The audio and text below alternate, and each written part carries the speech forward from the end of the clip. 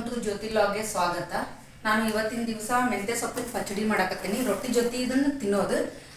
ಏನೇನು ಸಾಮಗ್ರಿಗಳು ಬೇಕಂತ ಹೇಳ್ತೀನಿ ಬರ್ರಿ. ನಾನು ಫಸ್ಟ್ ಇದಕ್ಕೆ ಈರುಳ್ಳಿ ಹಾಕ್ತೀನಿ,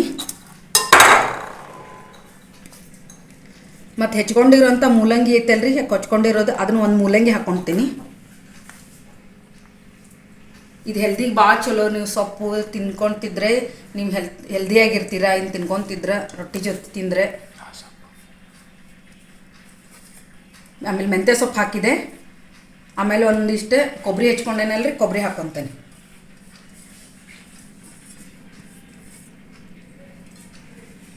ಜಾಸ್ತಿ ತರಕಾರಿ ಸೊಪ್ಪು ತಿನ್ನೋದ್ರಿಂದ ನಿಮ್ಗೆ ಹೆಲ್ತ್ ಚಲೋ ಇರ್ತೈತಿ.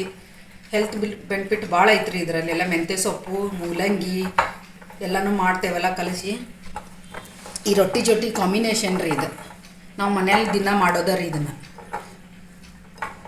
ನೀವು ರೊಟ್ಟಿ ತಿನ್ನೋದಕ್ಕಿಂತ ಜಾಸ್ತಿ ಪಲ್ಯ, ಆಮೇಲೆ ಈ ಥರ ಸಲಾಡ್ ರೀ, ಮೂಲಂಗಿದು ಮಾಡಿ ತಿನ್ನೋದ್ರಿಂದ ನಿಮ್ಗೆ ತುಂಬ ಬೆನಿಫಿಟ್ ಐತಿ ಇದರಿಂದ.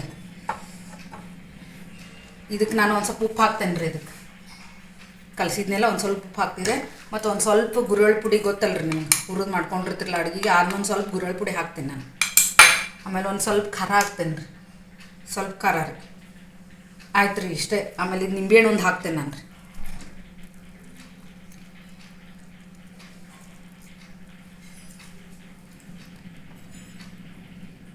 ನೋಡಿರಿ, ಇದನ್ನು ಚಂದ ಹಿಂಗೆ ಮತ್ತೆ ಕಲಸ್ರಿ.